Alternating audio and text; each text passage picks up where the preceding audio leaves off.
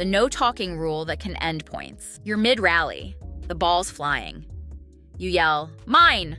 to avoid crashing into your partner. And then, your opponent stops the point and says, "That's a fault." Wait, what?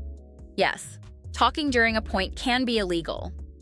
If your words distract the other team, it's considered a fault. Doesn't matter if you were just calling for the ball.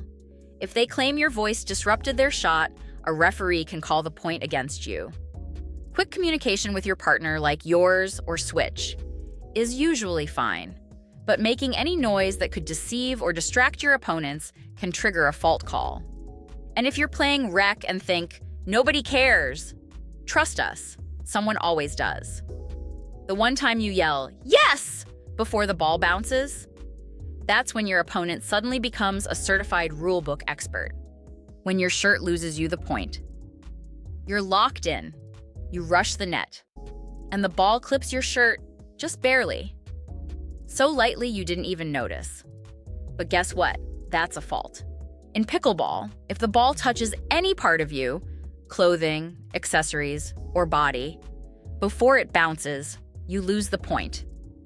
Doesn't matter if it's your sleeve, your hoodie, your knee brace, or even the sweatband hanging from your wrist, like a fashion statement from 1993. And here's the best part. You don't even have to feel it. If someone sees the ball graze your shirt mid-air, they can call it. No slow-mo replay required, no appeals court. Just point over. Now imagine explaining this to your doubles partner. "I lost us the game because the ball brushed my windbreaker." This is why it's not just a rule. It's a stealth rule. The kind that ends rallies, sparks arguments, and ruins friendships in silence. So if you're gonna go full fashion icon on the court, just know, your clothes aren't just for style. They're also a liability. The spin back rule that feels like witchcraft. You hit a drop shot. It barely makes it over the net. Bounces once, then spins back to your side of the court. Your opponent just stands there, confused, frozen, watching the ball like it's possessed. And now you're screaming, "Why didn't you hit it?" Well, surprise, they still could have. They just had to reach over the net. Yep, this is one of the strangest rules in the book. If a ball bounces on your opponent's side, then spins back over the net to your side, they are allowed to reach over the net and hit it, as long as they don't touch the net. They don't have to wait for it to come back. They don't have to watch it roll away like a sad TikTok fail. They can attack right over the net plane. But here's the catch. They still can't touch the net. They can't step into your court. And it only works after the ball has bounced once.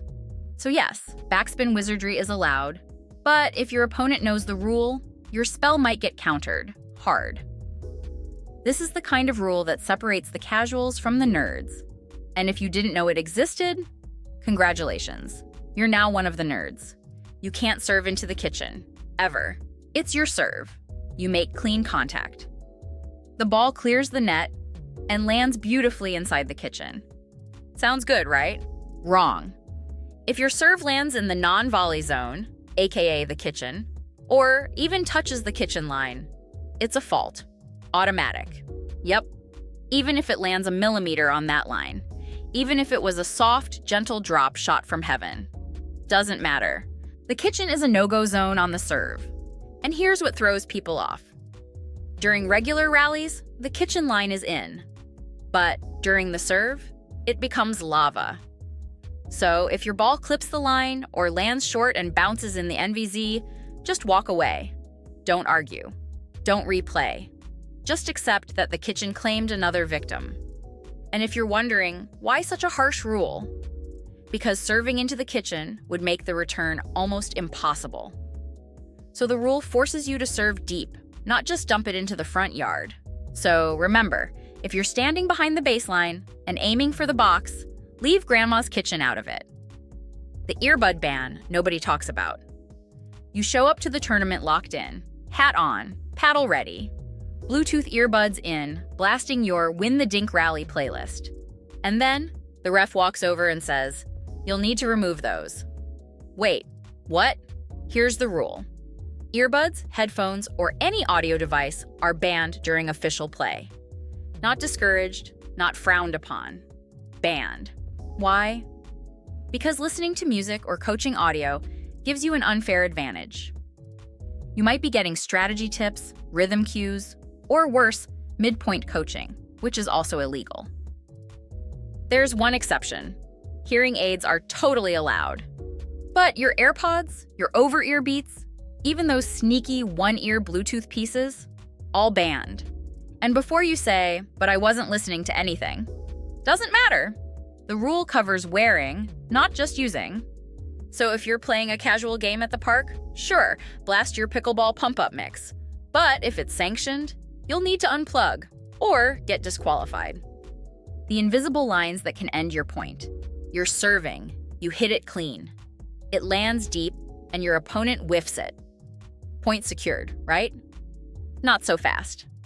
They look up and say, "You stepped outside the imaginary sideline." And guess what? They might be right. In pickleball, your feet must stay within an invisible box during the serve. Specifically, you must be behind the baseline, between the imaginary extensions of the sideline and center line, and not touching any of those lines at the time you strike the ball. These imaginary lines don't exist physically, but they exist legally. So no stepping too wide, no toe creeping onto the court. If your foot is outside the invisible extension of the center line or sideline, fault. It's like serving inside a force field. And if your pinky toe escapes, point over. Here's what's wild. Even veteran players mess this up, especially when going for an angled serve.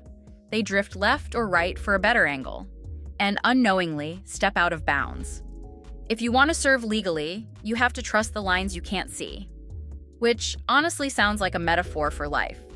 The rule that limits your paddle's size. You just bought a new paddle. It's massive. It looks like it could return a tennis serve, flip pancakes, and signal airplanes. You're ready to dominate.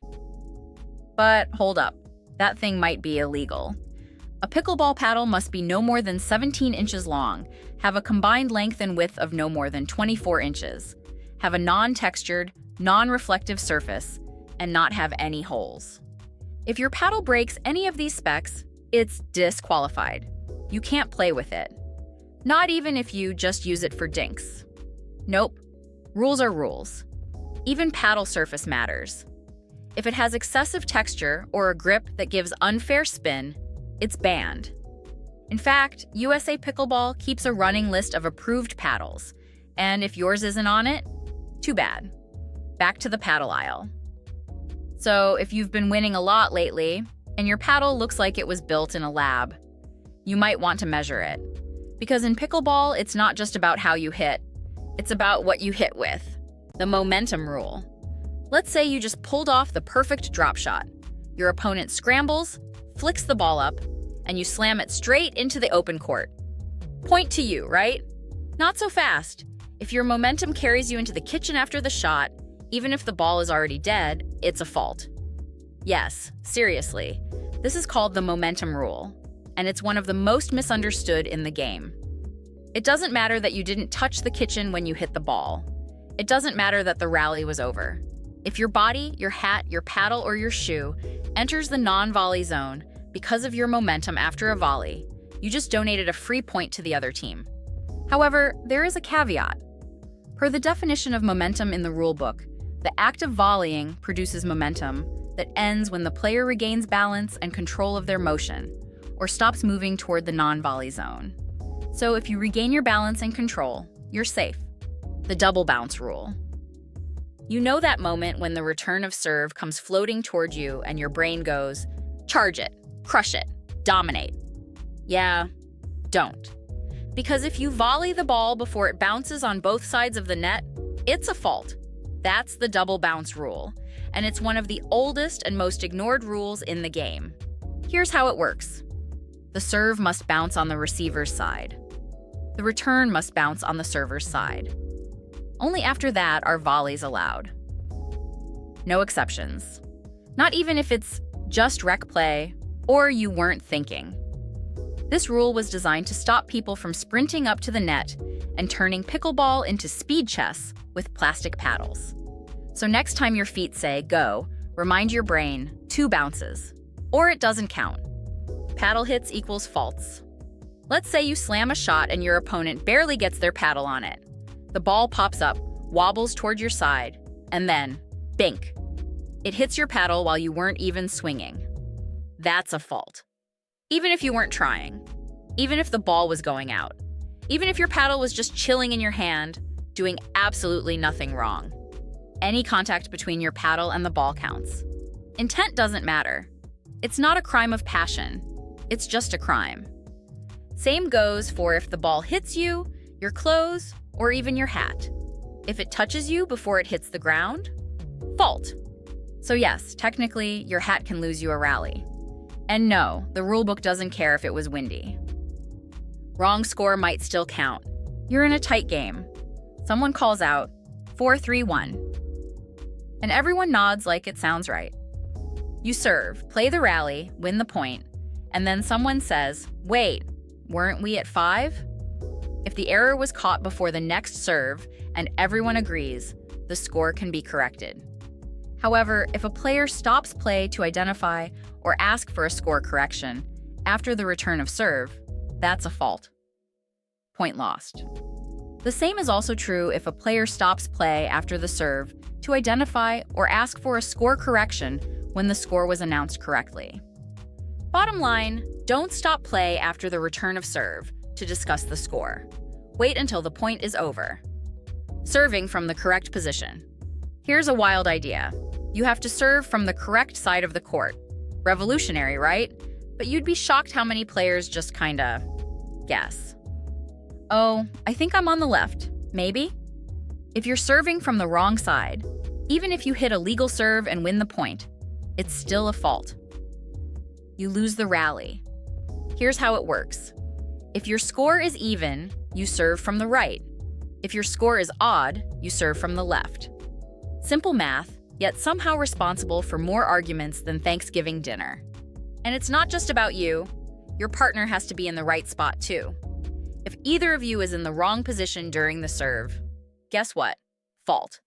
So the next time someone shuffles to the baseline like it's musical chairs, maybe pause and do a little scoreboard math. Let serves are gone. Remember that old rule where if your serve hit the net but still landed in the right box, you'd get a let and reserve? That's not a thing anymore. Let serves are dead, buried, erased from the pickleball universe. If your serve clips the net and still lands in, it's live. Play on. If it hits the net and goes out, fault. But if it hits the net and trickles over into the service box, you better be ready, because that ball is fair game. This change was made to stop the chaos of debating whether it was a let or not. And to be honest, it makes the game spicier. Now every serve is a little Russian roulette. Will it clear? Will it drop? Will it dribble over the tape like a dead fish? The kitchen violation no one talks about. Everyone knows you can't volley while standing in the kitchen. But here's what most people forget. You also can't volley if you were just in the kitchen and haven't re-established both feet outside of it. Let's break that down. You step into the kitchen, maybe to return a dink, maybe just to stretch. Then you hop out, volley the ball in midair, and feel like a hero. Still a fault. Why?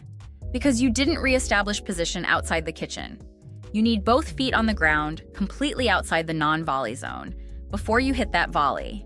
No tiptoeing, no, I was almost out, no, but I was in the air when I hit it. That's actually worse. If your body is still in transition out of the kitchen, and you volley, fault. The rules don't care how athletic you looked, only that you stepped out properly. So next time you're trying to be slick with a quick jump attack, switching sides in doubles. In pickleball doubles, you and your partner can high-five, strategize, and even wear matching visors. But you cannot switch sides after every point like it's a volleyball game. The only time you switch sides is after you win a point on your serve, your team earned the rally, or at the end of a game. That's it. If you lose the rally or it's a side out, you and your partner stay put. No sneaky swaps, no side trades, no mid-rally dance moves.